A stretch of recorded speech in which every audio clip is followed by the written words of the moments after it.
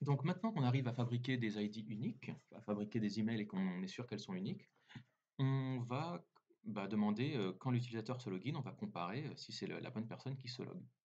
Alors qu'est-ce qu'on va faire? Quand il va sur, on avait déjà fait ça, on avait commencé tout à l'heure, on n'avait pas fini. Voilà, quand on va sur API Auth Login, on va faire la fonction log user. Log user, il va récupérer l'email et le password de rec.body.password. Et donc, on va lui demander de regarder dans la base de données la personne qui correspond à cet email. Alors, comment est-ce qu'on fait pour trouver une personne dans une base de données? On va aller sur Mongoose, et là, dans Mongoose, vous avez une fonction qui s'appelle findOne. Voilà, donc model.findOne. Et donc, c'est lui, on lui passe voilà, un objet avec les conditions qu'on veut, et il est censé nous retourner nous retourner quelque chose. Donc, par exemple, pour vérifier que ça marche bien, moi, je vais aller dans mon node, là. Hop, je suis là. Je vais lui dire... alors, c'était quoi déjà? C'était le modèle, hein. Je vais lui dire... alors, comment ça marcherait? Vous savez quoi? Je vais prendre tout ça, là. Je vais prendre tout ce machin. Hop, je le colle là-dedans. Est-ce que ça marche? Si je regarde... est-ce que ça marche si je lui dis user.findOne et puis je lui dis email de point benoît.mregen@gmail.com. Est-ce qu'il arrive à me donner quelque chose? Alors, blablabla. C'est quoi tout ça? Ah, c'est une query. Alors, comment est-ce que je fais pour l'utiliser pour... ok, c'est une query. Alors, je ne sais pas comment est-ce que j'utilise le query derrière. C'est peut-être une promesse. Je ne sais pas. On va voir. Find one. Ah, alors, d'accord. Et donc, le find one, chez eux, là, ils ont mis un await. Donc, en fait, il y a plusieurs manières, vous voyez. Eux mettent un exec, bon, je ne sais pas ce que c'est. Sinon, on peut utiliser un callback. Donc, on lui passe en deuxième argument une fonction à exécuter une fois qu'il a trouvé ou pas. Et sinon, on lui met un await. C'est une promesse, en fait. Donc, on peut lui mettre un await. OK. Ah, et encore un exec, là, je sais pas. On va faire sans exec et on va voir ce que ça donne. Alors, vu que c'est une promesse, je vais juste mettre un point .then, console log. Non. Alors, apparemment, ça marche pas. Donc, il faut bien mettre un exec. Point. Ça marche pas non plus. Alors, de manière intéressante, sur Mongoose, ils disent une query n'est pas une promesse. Alors, je ne sais pas ce que c'est qu'une query, c'est quelque chose qui est propre à Mongoose, alors qu'une promesse, c'est un objet JavaScript. Alors, ils disent une query, ce n'est pas vraiment une promesse, mais il peut gérer un point then. Donc, tu fais tu fais un find one, et tu peux lui mettre un then derrière. Ok. Alors, ensuite, je me demande comment est-ce qu'on gère les cas d'erreur. Ok. Sinon, on peut utiliser du exec avec du await. Bon, j'ai pas envie de me prendre la tête, hein, on va juste faire un petit truc là. Comment est-ce qu'on va faire bon, vous savez quoi là, on va retourner donc dans notre user.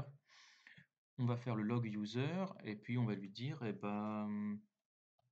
user.findOne et trouve-moi l'email tel que l'email sera le rec.body email. Et puis on va lui dire, alors puisqu'apparemment on peut faire un then,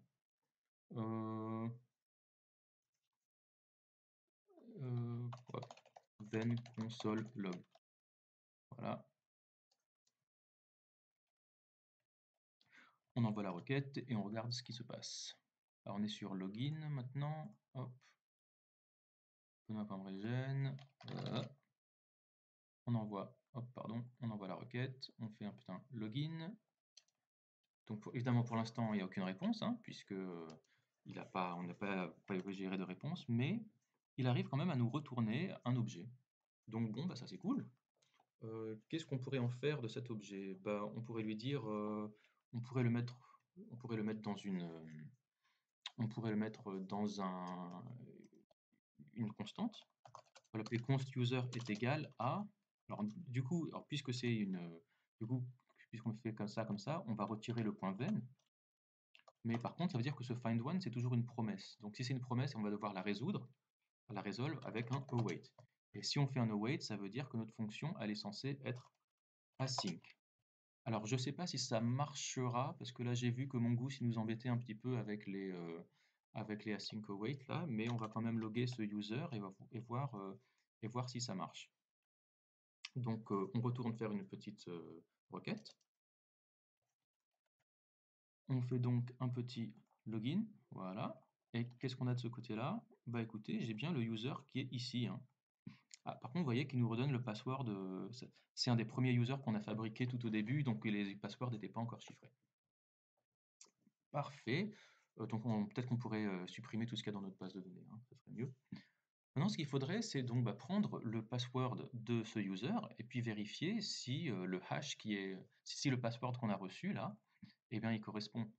Donc, par exemple, alors on avait vu donc que c'était bcrypt, hein, la comparaison. Alors, on va lui dire bcrypt.compare.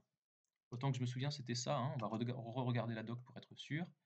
Voilà, compare. Voilà, on compare un mot de passe à un hash et ensuite on regarde le résultat. Alors, compare, le mot de passe qu'on a reçu, donc c'est celui-là, là, dans la requête. Et puis, il faudrait le comparer au hash. Et alors, le hash, il est où?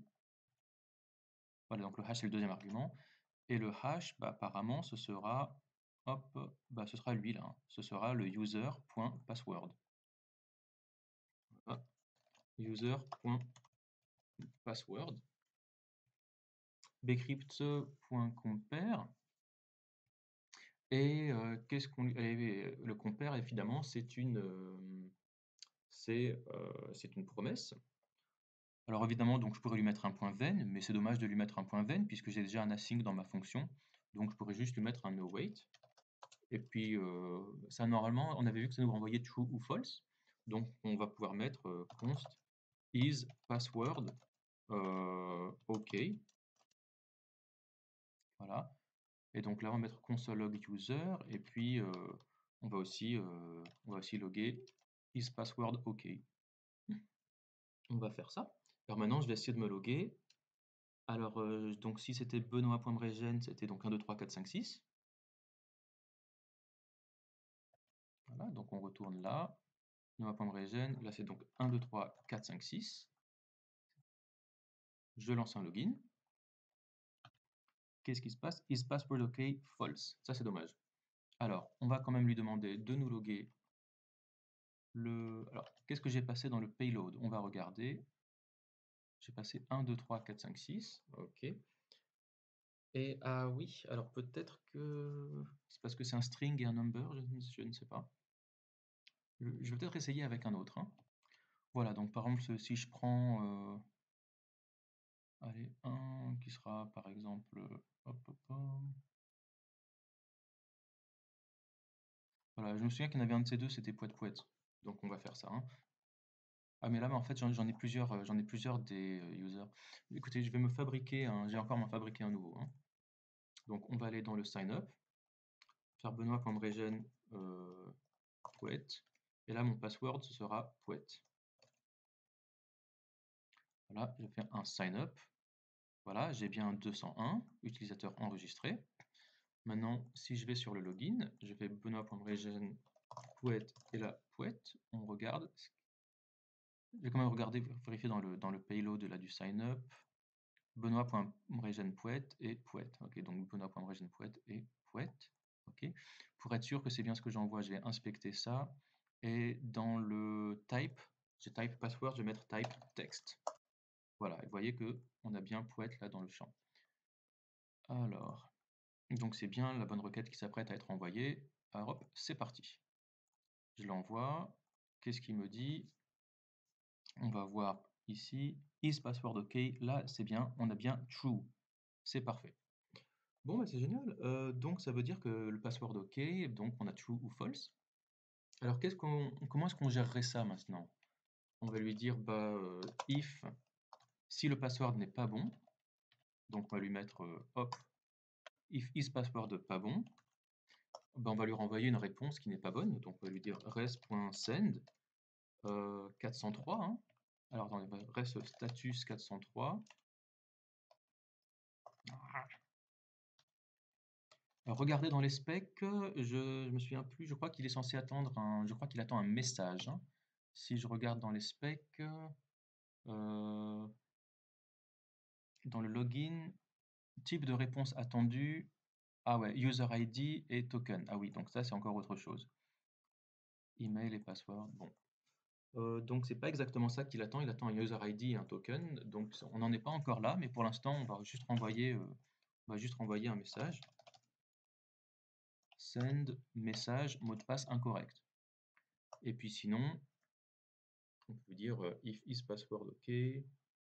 Voilà, et puis on peut dire if is password OK. Et bien là, on peut lui dire res.send, puis on va dire 200. Voilà, et puis send connexion réussie, un truc comme ça. Même si c'est pas exactement ce qu'on veut.